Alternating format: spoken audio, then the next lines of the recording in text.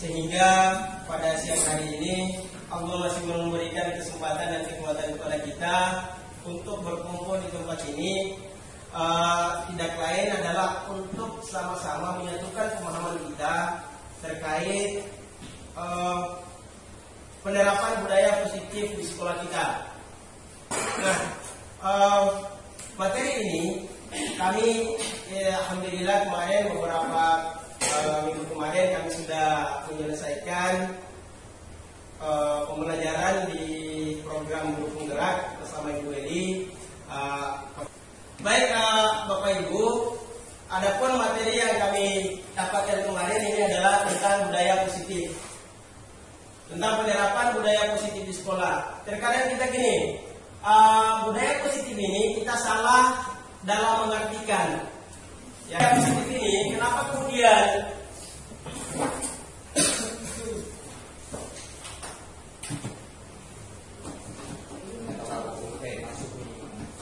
budaya positif ini sangat penting untuk kita jalankan di sekolah kita, karena dilatar belakangi oleh beberapa hal.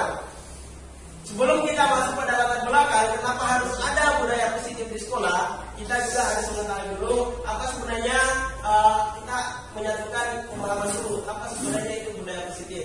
Mungkin secara umum kita sudah mengetahui bahwa budaya itu merupakan kebiasaan-kebiasaan, sedangkan positif adalah hal yang baik. Makanya budaya positif ini bisa kita artikan secara umum sebagai kebiasaan-kebiasaan baik yang ada di sekolah kita. Ini adapun yang melatar belakangi kenapa ada budaya positif, harus ada budaya positif di sekolah. Yang pertama, suasana positif itu sangat mendukung dalam menciptakan pembelajaran yang kondusif. Ini sudah jelas.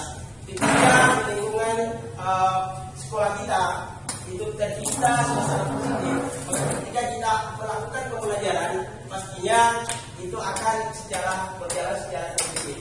Dan kemudian yang kedua, dengan suasana yang positif, murid dan guru akan menemukan suatu kondisi pembelajaran yang menyenangkan, sehingga proses pembelajaran dapat berjalan tanpa adanya suatu beban. Dan yang ketiga adalah suasana positif akan membantu menggerakkan moral yang positif bagi murid, sehingga karakter murid tidak hanya terbentuk dari akademiknya atau dari pembelajarannya saja, tapi didukung oleh lingkungan yang ada. Jadi itulah yang melatar belakangi kenapa kemudian harus ada budaya positif. Nah, dari latar belakang ini, dari penjelasan ini kita bisa menyimpulkan bahwa budaya positif itu merupakan nilai-nilai atau keyakinan-keyakinan dan kebiasaan-kebiasaan di sekolah yang berpihak pada murid agar murid dapat berkembang menjadi pribadi yang kritis, berhormat dan bertanggung jawab. Ini yang sangat melatar belakangi kesimpulan dari latar belakang yang kita sudah jelaskan tadi. Foto yang ada yang ditampilkan di depan, beliau adalah bapak pendidikan kita. Jadi budaya positif itu tidak akan lepas dari peran kita sebagai guru, seperti yang diungkapkan oleh bapak pendidikan nasional kita.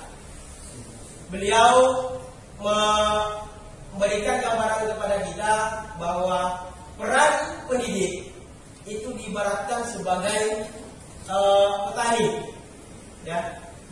Beliau mengibaratkan kita itu sebagai petani, yang mana tugas pendidik itu hanya menuntun tumbuh kembangnya peserta didik sesuai dengan kodratnya, baik kodrat zaman maupun kodrat alam. Nah, ini Bapak Ibu, ibaratnya kita sebagai pendidik itu diibaratkan sebagai petani, ya, sebagai petani. Tanaman yang kita tanami itu adalah peserta didiknya, kemudian tanahnya itu adalah sekolah, sedangkan yang menanam itu adalah kita. Ketika kita menanam pohon, ya, ketika kita menanam jagung alasannya tidak mungkin walaupun kita menginginkan misalnya kita tanam jagung di tempat yang berbatu. Artinya dari tanahnya itu tidak mendukung tumbuhnya tanaman itu. Sehingga tugas kita ya cuma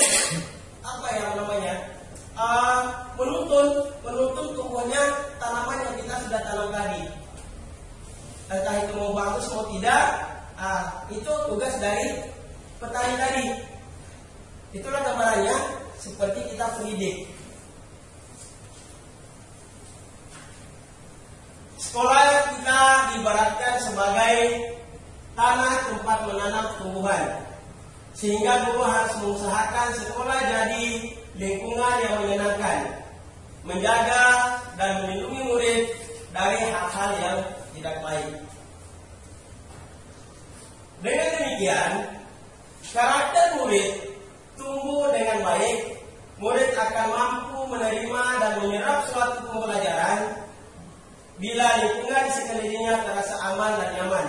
Namun jika murid merasakan tekanan dari lingkungan, maka proses pembelajaran akan sulit terbangun, akan sulit terlaksana dengan baik. Makanya sangat perlu budaya positif yang ada di lingkungan. Artinya ketika kita melakukan sesuatu itu harus mendukung lingkungan yang ada di sekitar kita, itu juga harus mendukung. Nah, ada beberapa strategi yang kemudian kita lakukan untuk menciptakan lingkungan positif. Ya, ada beberapa strategi. Strategi kita sebagai guru itu kurang lebih ada dua. Yang pertama, menciptakan lingkungan pembelajaran atau menciptakan lingkungan belajar yang aman dan nyaman. Kemudian yang kedua, saling kerjasama sehingga terbangun saling kerja bersama, maksudnya adalah saling belajar untuk sama-sama, kemudian saling mendukung.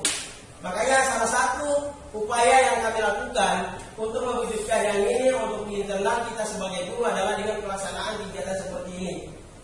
Ya, pelaksanaan kegiatan seperti ini. Ini mungkin adalah salah satu kegiatan perdana kita, tapi saya memimpikan bahwa apapun yang kami dapatkan di luar, manakala itu sangat bermanfaat untuk teman-teman, untuk kawan-kawan semua, maka kami akan berupaya semaksimal mungkin untuk bisa berbagi dengan kita semua yang ada di ruangan ini. Nah, ini saling kerjasama. Ketika dua ini sudah terjadi, ketika kedua ini sudah terbangun, maka akan tercipta kebiasaan baik dan karakter baik yang ada, baik itu di internal kita sebagai guru maupun di siswa kita.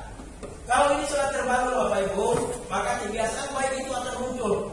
Begitu juga dengan ketika kebiasaan baik muncul, maka itu akan berimbas besar kepada karakter anak didik kita. Nah, sehingga terbangun lingkungan yang positif. Nah, rentetannya untuk membangun lingkungan yang positif ini adalah kita harus berupaya menerapkan, langkah pertama yang harus kita lakukan adalah menerapkan disiplin positif. Nah, bagaimana mewujudkan disiplin positif? Di sini ada dijelaskan ada 3 kategori atau 3 penjelasan mengenai disiplin positif ini. Yang pertama, disiplin positif merupakan sebuah penerapan disiplin tanpa kekerasan dan ancaman yang dalam praktiknya melibatkan komunikasi tentang perilaku yang efektif antara guru dan siswa. Jadi kita bisa mengoreksi sendiri bagaimana perilaku kita terhadap anak murid, bagaimana perilaku kita terhadap sesama guru. Nah, ini kita lihat di sini apakah itu sudah termasuk dalam disiplin positif atau belum termasuk dalam disiplin positif. Nah, kemudian yang kedua, dalam penerapan disiplin positif ini, murid diajarkan untuk memahami konsekuensi dari perilaku mereka. Jadi mereka, selain itu disiplin positif juga mengajarkan murid tanggung jawab serta rasa hormat dalam interaksi dengan lingkungannya. Nah, di dua poin ini, Bapak Ibu, di poin pertama ini baru saya mengetahui sebenarnya ya, baru mendalami tentang ternyata ketika kita melakukan disiplin positif itu ternyata kita tidak boleh dengan ancaman, ya, atau tidak misalnya dengan, nanti insya Allah akan dijelaskan Ibu Eli itu tentang 5 posisi kita sebagai pendidik dalam menerapkan disiplin positif ini. Nah, begitu juga langkah-langkah dalam menyelesaikan, ya, langkah-langkah dalam menyelesaikan anak-anak yang disipliner. Nanti insya Allah akan dijelaskan Ibu Eli. Nah, ini dari penjelasan kedua ini dapat kita simpulkan bahwa disiplin positif itu merupakan salah satu cara penerapan disiplin untuk menumbuhkan kesadaran serta memberdayakan murid untuk melakukan sesuatu tanpa ancaman atau hukuman. Jadi ini dari garis bawahi Bapak Ibu bahwa untuk menegakkan disiplin itu ternyata kita tidak harus melakukan tindakan ancaman atau hukuman ke anak-anak didik kita. Nah, itu tentang bagaimana caranya agar kita tidak lebih mengedepankan ancaman dan hukuman, itu insya Allah akan dijelaskan Ibu Eli tentang cara-caranya. Nah, kemudian ketika disiplin positif itu sudah terbangun di lingkungan sekolah kita, maka akan akan menimbulkan nilai-nilai kebajikan. Kalau kita berbicara nilai-nilai kebajikan, ini sangat banyak sekali Bapak Ibu. Ya, mulai dari jujur, rasa hormat itu termasuk dalam nilai-nilai kebajikan yang harus ada pada setiap satuan pendidikan. Dalam setiap lingkungan kita itu harus ada. Ya, komunikasi antara individu dengan individu itu pasti akan terbangun yang ini, ya. Akan ada nilai kebajikan yang ada di situ. Nah, kemudian disiplin positif di sekolah yang diharapkan itu kita sebagai sekolah yang menerapkan kurikulum merdeka, nilai kebajikan yang diharapkan itu harus muncul ada 5 sesuai dengan yang tercantum dalam profil pelajar Pancasila. Nah, ini yang pertama adalah beriman, bertakwa kepada Tuhan Yang Maha Esa dan berakhlak mulia. Kemudian yang kedua, mandiri, bernalar kritis, berkebinekaan global, bergotong royong, dan kreatif. Paling tidak 5 ini dulu yang muncul Bapak Ibu. Kita sebagai sekolah yang menerapkan kurikulum merdeka, itu 3 pokok ini yang harus ada dulu, yang harus ada di anak-anak didik kita. Alhamdulillah kalau untuk beriman, bertakwa kepada Tuhan Yang Maha Esa, sudah beberapa kegiatan yang sudah kita lakukan sebagai wujud untuk sebagai langkah untuk mewujudkan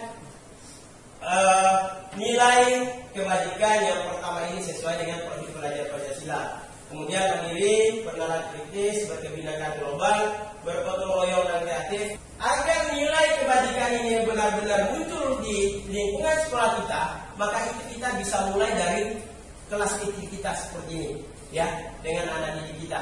Makanya sebenarnya kemarin itu kegiatan yang kita lakukan ini, saya berharap sekali semua wali kelas itu ada semua, ya.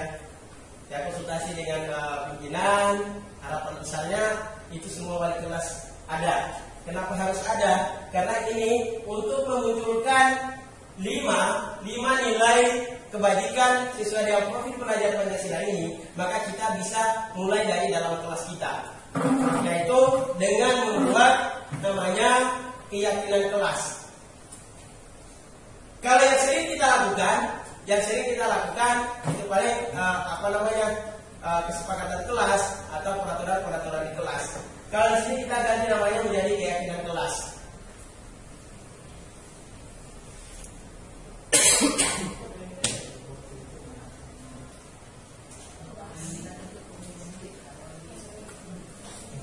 Nah,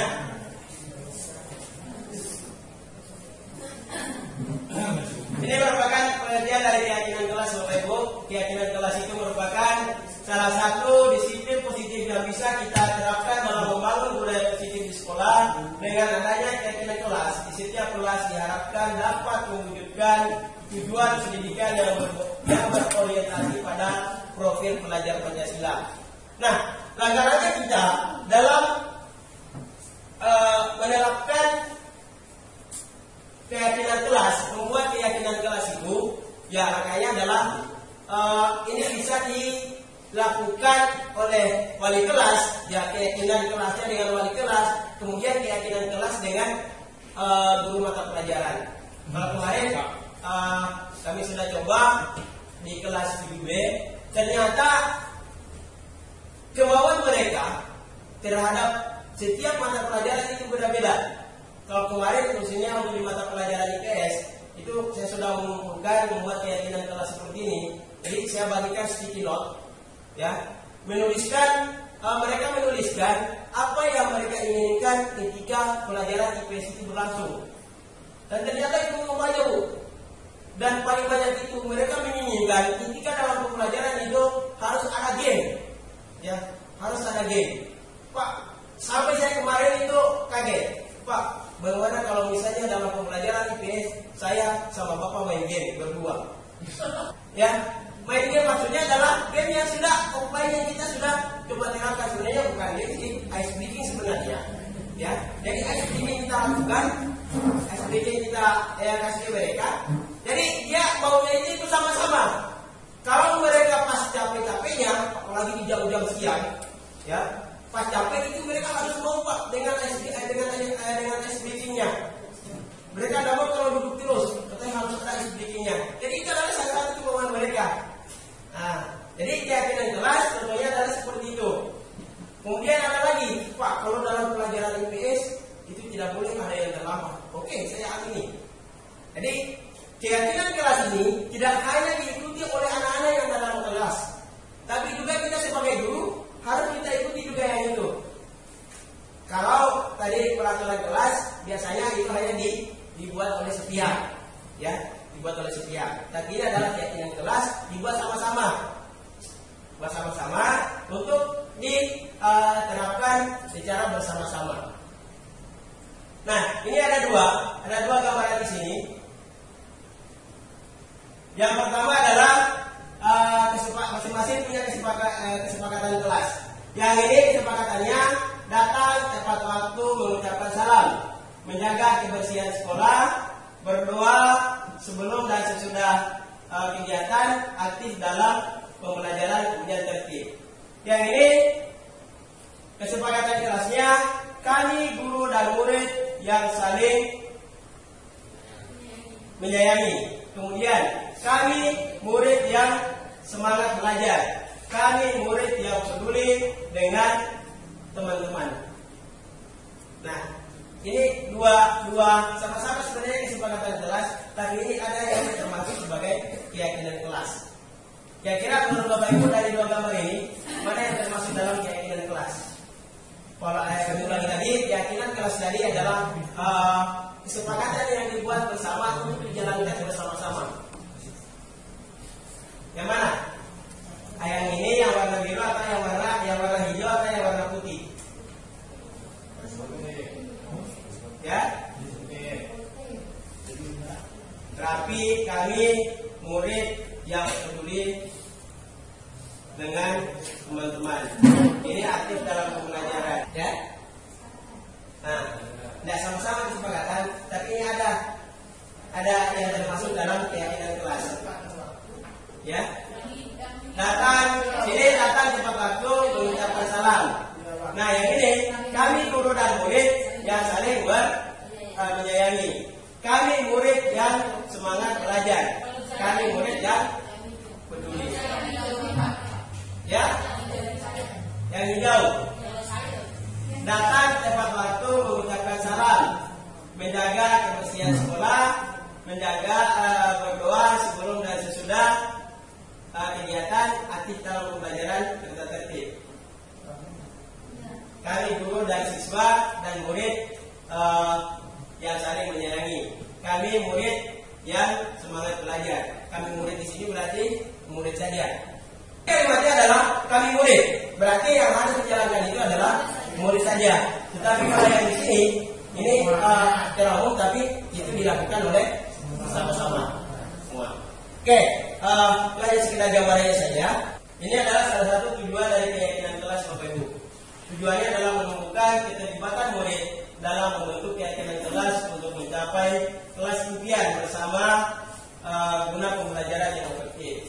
Kemudian yang kedua, mewujudkan merdeka belajar berpihak pada murid, tiga, menciptakan komunikasi segala arah antara guru dan murid-murid, dan yang keempat, membiasakan budaya dan disiplin positif. Ini salah satu upaya kita dalam menerapkan disiplin positif, mewujudkan disiplin positif dan budaya positif. Itu bisa kita lakukan dulu dengan keyakinan kelas. Kayaknya nanti mungkin nambah kerjaan dulu untuk wali-wali kelas ini. Silakan dibuat untuk keyakinan kelas masing-masing. Ini harapannya kurang lebih ada 5 ya, Bapak Ibu. Jadi itu gambaran sekilas tentang bagaimana langkah yang harus kita lakukan dalam menerapkan budaya positif di sekolah kita. Mungkin itu saja Bu yang saya sampaikan. Mohon maaf atas segala kekurangan. Nanti kalau misalnya kita butuh sharing, bisa juga nanti kita coba menyatukan pendapat kita tentang bagaimana budaya positif ini kita bisa terapkan di sekolah kita. Sekian. Assalamualaikum warahmatullahi wabarakatuh.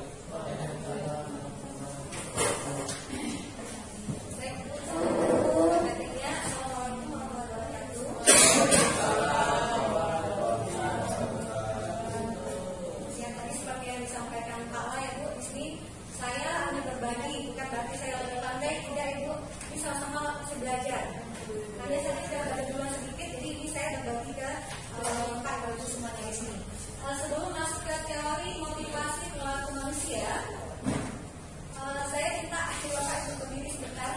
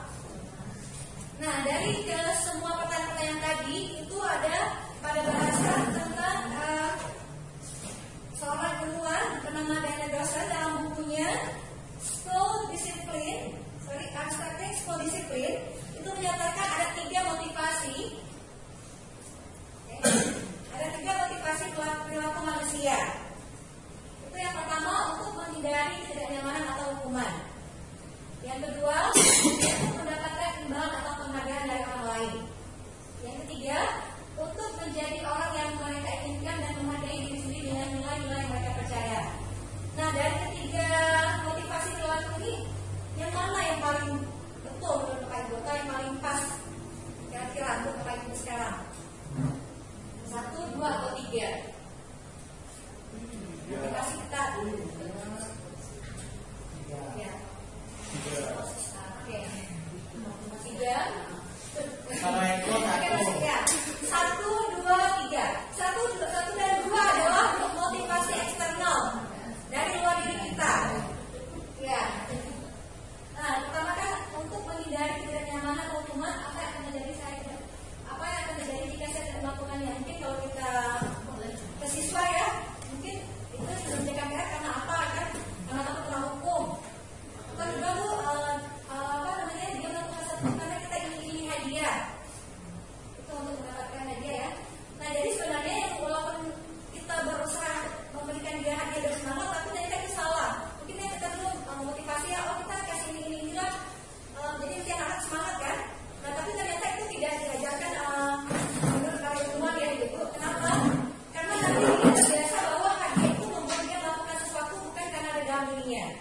Nah, jadi yang paling benar adalah yang ketiga, motivasi internal, yaitu untuk menghargai diri sendiri. Jadi kita tuh melakukan tadi yang memang karena kita sadar akan sesuatu hal tersebut. Anaknya tadi misalnya rajin belajar atau mengerjakan tugas tepat waktu, karena memang dia ingin pintar misalnya, bukan karena dia takut hukuman ataupun dia ingin dapatkan hadiah. Nah, Nah, sekarang pertanyaannya, mari kita pikirkan dari diri kita sendiri sebagai guru saat ini. Saat kita hadir mengajar di kelas tepat waktu, motivasi apa yang mendasari tindakan kita? Ini nggak usah dijawab, maksudnya masing-masing aja kita pikirkan. Apakah kita datang tepat waktu itu karena tidak ingin dituduh oleh atasan atau kita ingin mendapatkan pujian dari atasan? Iya.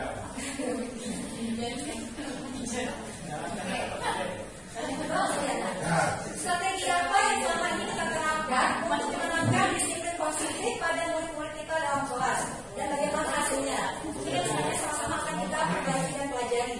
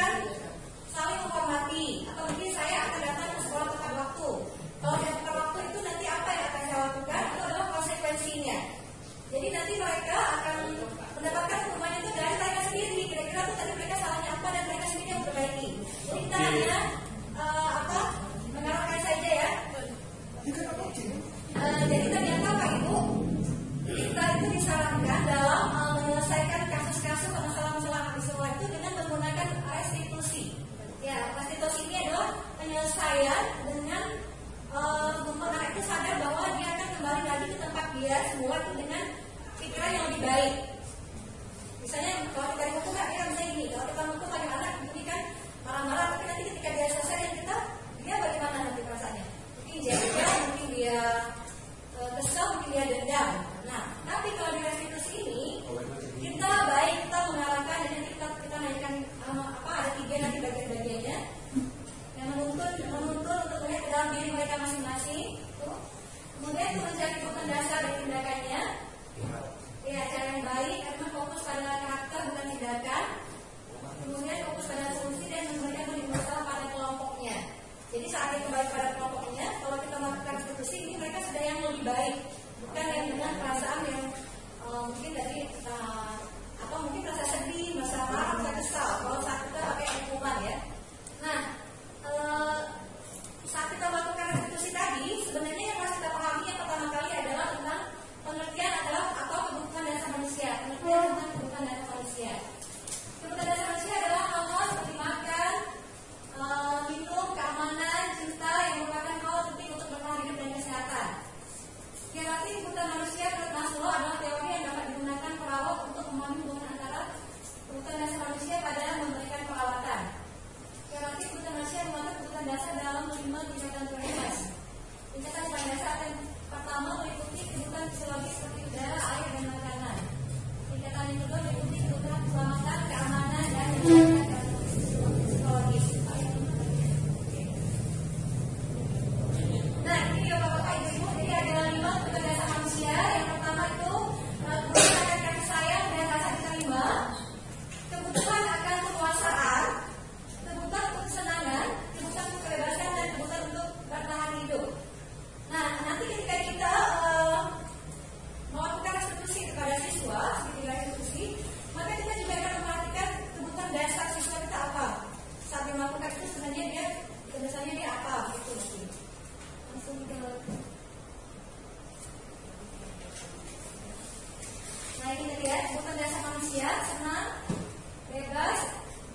Senang itu akan terkait dengan kebutuhan dasar terpenuhi, menghidup itu melalui traveling sehingga menjaga pikiran dan menimbulkan kesenangan. Bebas, kebutuhan kita dengan terkait dengan kebutuhan dasar bebas terpenuhi dengan suka mencoba-coba, selalu bergerak dan tidak terlalu terpengaruh dengan orang lain.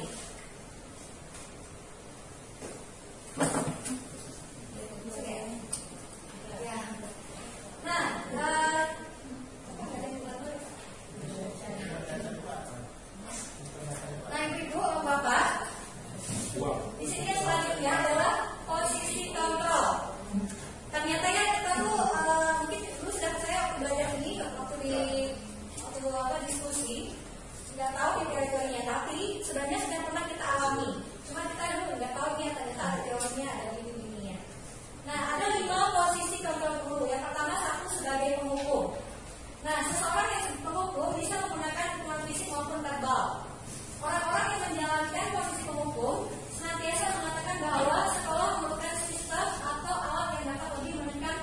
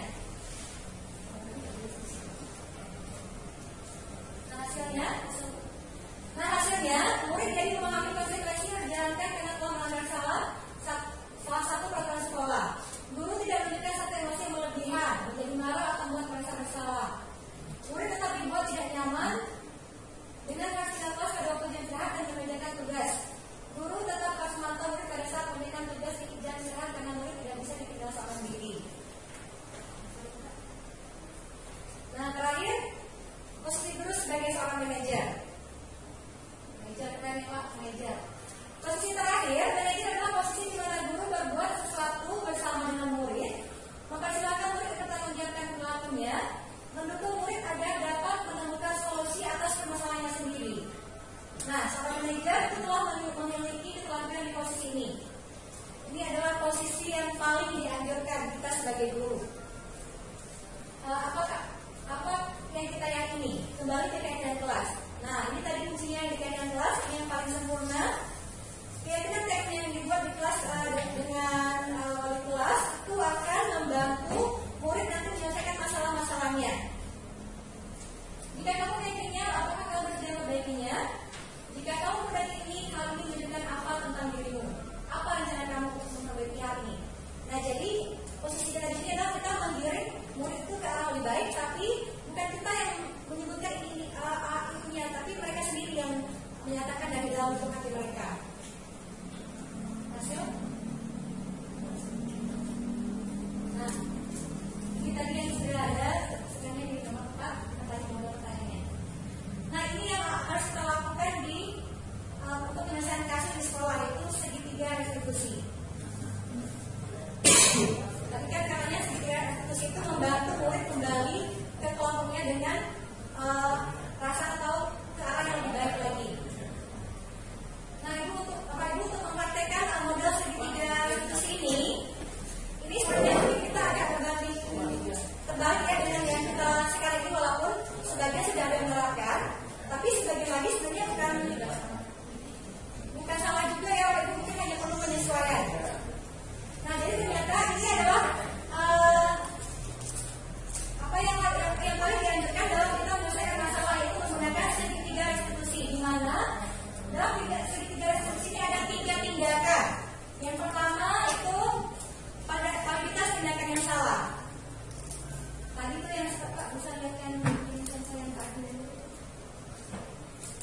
Oke. Nah, kualitas tindakan yang salah. Ini kata gurunya, Adi, tahu kan jam berapa kita mulai? Nah, ini adalah bagian restitusi. Kualitas yang salah, itu dia jelaskan bagaimana salahnya. Kemudian tadi yang kedua,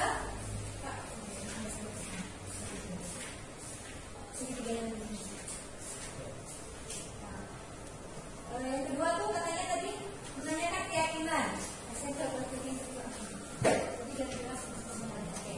Nah, tadi kan kamu terlambat 15 menit. Apakah kamu sudah mengerti konsekuensi yang harus dilakukan bila terlambat? Nah, ini yang tahap keduanya. Yang kita keyakinan lagi. Nah, baru yang terakhir adalah kestabilan identitas. Tadi yang Pak, oke, jadi kamu tahu kan harus buat apa kalau salah. Nah, itu adalah kestabilan identitas. Jadi kita mendorong atau kita menuntut murid untuk memperbaiki dirinya sendiri dengan pemahaman yang sudah dia dapatkan dari keyakinan kelas. Jadi semua kalau bisa nanti saya sudah ada sebagian tapi belum ditempel, baru tempel masing-masing, belum digabungkan menjadi satu keyakinan kelas bersama. Jadi saat mereka ini sudah punya keyakinan kelas, maka kita cukup menyelesaikan masalahnya melalui segitiga restitusi ini. Mereka salah, kita tanyakan salahnya, kita bimbing, terus mereka sendiri yang memperbaiki. Jadi bukan kita, kamu kerjakan ini ya, kamu ini ya, tidak seperti itu ya, tapi langsung menggunakan segitiga restitusi ini. Untuk awal-awal ya, sama mungkin dengan Bapak Ibu dengan dari saya sekarang ini mungkin ini nggak mau apa nggak bisa nih dijalankan di sekolah kita, misalnya seperti itu ya Bapak Ibu, ada kayak sama pendapat dengan saya ya, awal-awal ya. Nah, tapi Ibu, inilah namanya kita berproses sekarang lebih baik. Mungkin hasilnya bukan sekarang, tapi kita coba dulu dari sekarang. Mungkin ini akan berhasil di semester depan atau di tahun-tahun depan.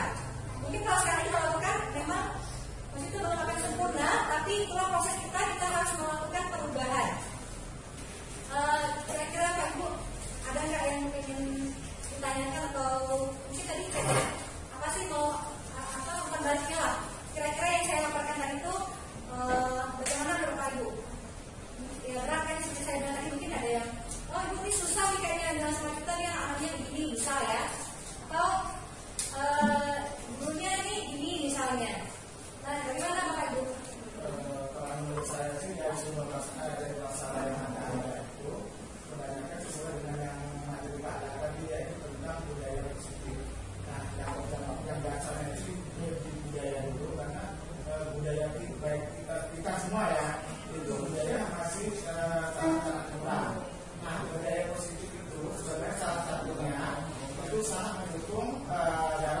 kan dimanapun kita berada. Tapi faktor-faktornya itu banyak bukan hanya diterapkan saja di sekolah. Terhadap itu banyak kerjasama baik di daerah orang tua, masyarakat maupun dinas terkait. Kalau hanya kita terapkan di sekolah saja budaya itu bersih, tadi kan ada lingkungan, membuat siswa rasa aman, nyaman. Itu sebenarnya siswa sudah datang dari sekolah, dia tetap punya beban. Beban itu kita nggak tahu. Kalau saya beban yang pertama itu dia berpikir hari ini saya mau main ini, itu serius misalnya. Itu masalah. Sebenarnya bukan hanya di sekolah saja, tetapi tugas kita seorang guru kita harus mencari apa sumber masalah dan bagaimana solusinya. Tetapi kalau bisa kita bukan hanya bekerja sesama guru saja di sekolah, tapi harus terkait dengan instansi-instansi yang berhubungan dengan pendidikan. Salahnya satu mungkin kita di Pramata ada UPT. Kerjasamanya kemana? Mungkin di lingkungan luar dari sekolah. Itu yang pertama. Kemudian masalah kejadian anak itu mungkin hampir setiap hari. Mungkin semua yang kita orang dulu merasakan, baik itu dari tingkah laku siswa, dari psikologi siswa, dari masalah siswa dari belajar, dari disiplin siswa itu mungkin setiap hari kita laksanakan. Cuma masalahnya kita belum ada dari tindak lanjutnya. Nah, itu yang perlu kita sama-sama kita perbaiki sama-sama. Nah, sebenarnya ini materi ini sebenarnya bagus kalau kita introspeksi diri setiap hari kita melakukan. Saya yang tadi saya nggak tahu Bapak Ibu guru, tapi kalau saya mungkin setiap hari tanpa sengaja, tanpa sadar pernah laksanakan mungkin dari bahasa tubuh, dari bahasa yang dibuat. Nah, apa Bapak ini mungkin hampir setiap hari itu dilakukan secara spontan tanpa kita berpikir. Nah, sebenarnya tujuan itu bukan untuk hal-hal yang merusak perilaku siswa. Sebenarnya secara bisa berpikir itu merusak, karena secara spontan kita nggak menyadari itu sangat merusak psikologi. Itu saya rasa kita sama-sama perlu introspeksi diri, sama-sama belajar, sama-sama memahami itu sangat luar biasa. Terima kasih. Terima kasih Pak Odi. Ya, saya bertanya. Oke Pak Odi, tadi saya menangkap ya Pak, tapi di sini memang akan ada lanjutannya. Kita mulai dari diri kita dulu dari dalam sekolah. Makanya tadi Pak Awal menjelaskan dari kita, kemudian menjelaskan dimulai dari bermata pelajaran di kelas, dimulai dari wali kelas, makanya nanti akan terbentuk sampai ke sekolah dan akan berimbas kepada luar ya Pak. Makanya sekarang kita jangan mengajak orang dulu, yang penting kita dulu yang mulai. Bagaimana kita bisa mengajak orang, tapi kita belum mulai. Jadi mulai dari diri kita dulu, mulai dari kelas kita, mata pelajaran kita, dan maka akan berimbas pada sekolah dan masyarakat. Begitu ya, kalau dibangun nanti kita bisa nyebut, oh kita udah bagus, kita tinggal mengajak ke masyarakat untuk memperbaiki yang hal-hal yang berkaitan dengan masyarakat dan PT. Nah, begitu ya Pak Rudi. Karena ya memang saya mengerti sekali kalau orang dulu, tapi saya rasa sekarang sudah ada pembinaan secara lebih baik. Hanya saja yang paling penting itu tadi dari penjelasan Pak Awal, kita mulai dari kelas-kelas kita dulu untuk budaya positif ini. Dari guru mata pelajaran saya ulangi, dari kelas dan baru akhirnya di sekolah kita. Kalau untuk di sekolah kita, budaya positif ini sudah banyak sekali Pak, alhamdulillah ya Pak. Untuk yang budaya positif di data kita Pak Mihal itu kan ada bisa dan liberal ya. Ada lihat sampah ambil, ada lihat berantakan, rapikan. Kemudian budaya positif lagi sebelum masuk kelas kita berdoa. Yang kita lupakan, kita lewatkan mungkin ada nggak sih kelas-kelas sekarang yang menjalankan kelas 6 mungkin yang Pak Mel ya. Kalau kita masuk kelas pagi itu biasanya kita berbaris dulu kan. Nah itu termasuk budaya positif. Kemarin saya bilang 8B tolong ikuti anak kelas di atas, karena dari dulu kita seperti itu model sekolahnya. Karena gara-gara COVID itu harusnya hilang ya. Mungkin nanti bisa disesuaikan lagi yang ambil ke kelas yang lain. Pagi sebelum masuk itu anak-anak berbaris ke kelas, tunggu gurunya di depan kelas. Nah itu juga termasuk budaya positif kan, salaman sebelum masuk di kelas dengan gurunya. Nah kemudian Pak Odi satu lagi, memang ya Pak Odi saya dengan Pak Odi saya juga pernah pastinya ya, kalau sudah berkali-kali itu pasti ini lah sembarang, pasti itulah fungsi kita belajar. Kita itu memperbaiki kesalahan kita yang lama dan kita memperbaiki diri untuk lebih baik lagi ke depannya. Tadi seperti saya bilang ini nggak mudah dan ini bukan untuk hari ini ya Bu, tapi untuk setahun, 2 tahun, 10 tahun ke depan misalnya. Karena kan ada untuk diri kita ya. Kalau sekarang ini mungkin nggak akan kelihatan hasilnya, tapi hasilnya akan kelihatan nanti. Oh mungkin ketika dia udah tamat sekolahnya udah dari sini, baru dia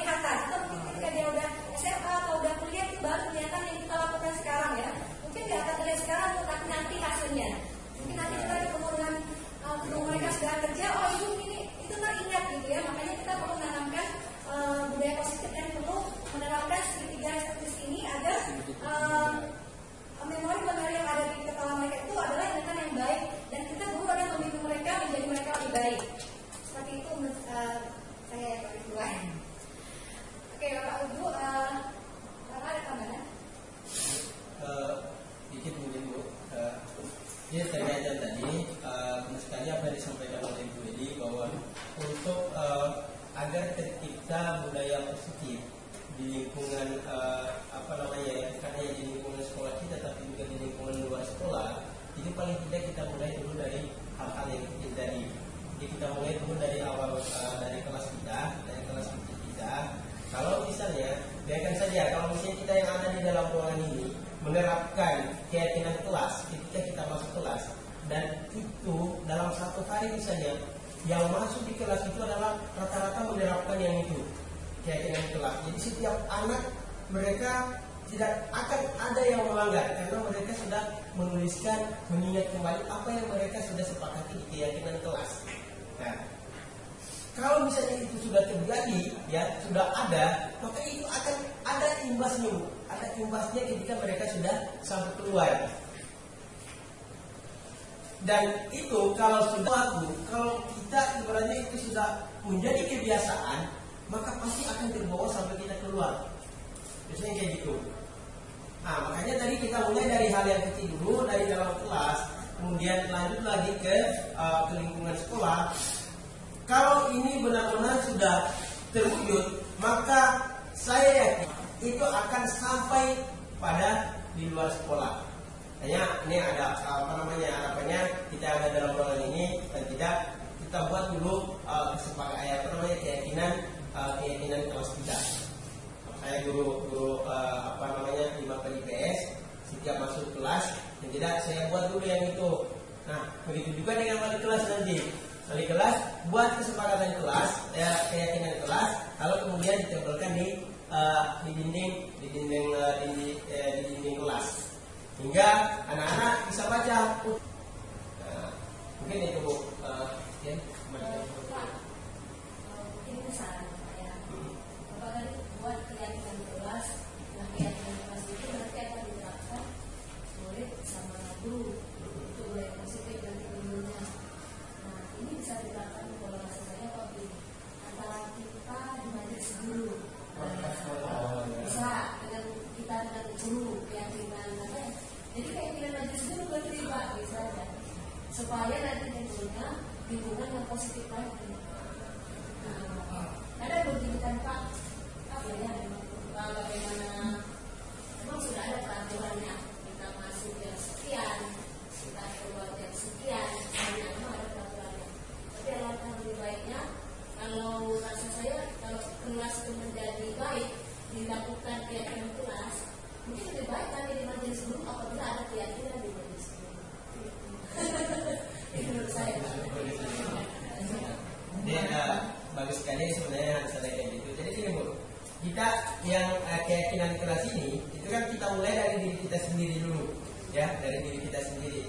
Jadi dalam satu hari, misalnya, kalau sudah kita menuliskan keyakinan di diri kita, maka otomatis di ruang majelis saja misalnya kita, kalau sudah jamnya masuk, kan kita sudah punya keyakinan nih, tidak boleh ini, tidak boleh melanggar. Nah, pasti kita akan cepat-cepat masuk gitu.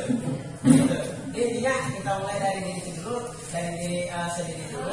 Tapi kalau ada keyakinan majelis maksudnya ya, peraturan di dalam majelis kita itu sangat bagus juga, ya, sangat bagus juga kita lakukan seperti itu.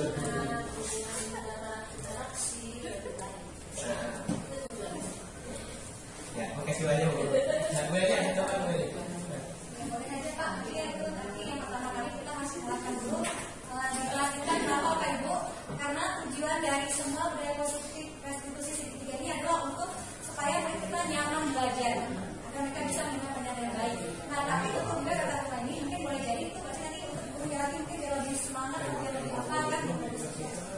Tapi nanti dikomunikasikan sama-sama ya. Pak Rodi tadi ada yang saya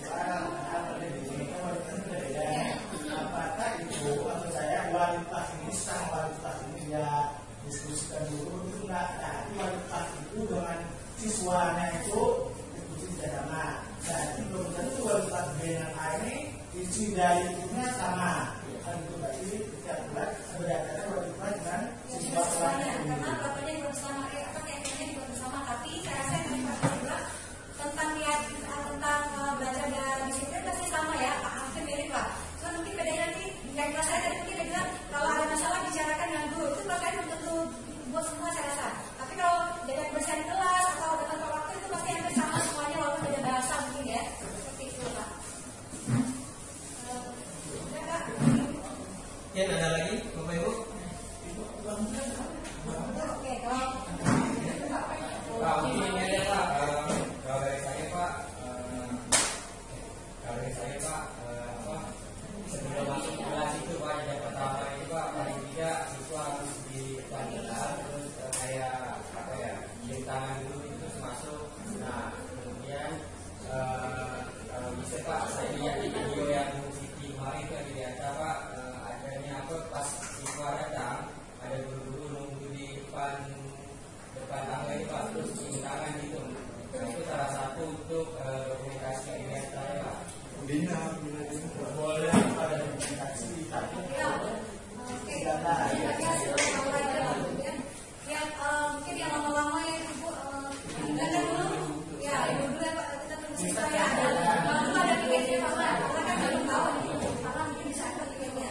Nah kemudian kalau yang tadi dilakukan tuh kemarin cuma kalau saya lihat cuma kalau di atas masih bilang yang nunggu siswanya, tapi saya bilang kan Pak pada saya tapi yang akan maju kalau saya ada kontrol karena cuma pesan aja di badan kontrol. Mungkin betul kata Pak Ida nanti Pak info lagi di sana.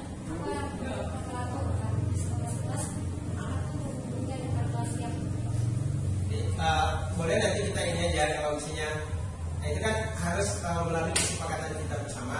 Alhamdulillah di sini insya Allah sudah bisa ini ya, yang sudah agak banyak juga dan bisa diaktifkan kembali kebiasaan-kebiasaan seperti itu.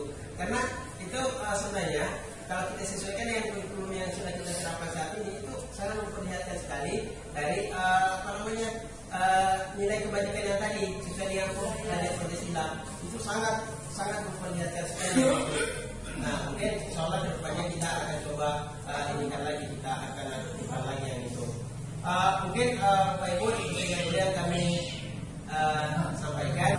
Mudah-mudahan apa yang kita hasil diskusi kita di siang ini itu bisa mendapatkan berkah dari Allah Subhanahu Wa Taala dan juga bisa kita jalankan sama-sama.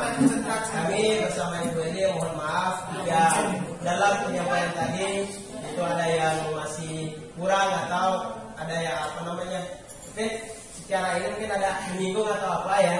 Tapi intinya kami tidak ada keinginan untuk menyinggung atau apa. Mungkin sekian Bapak Ibu, terima kasih banyak. Assalamualaikum warahmatullahi wabarakatuh.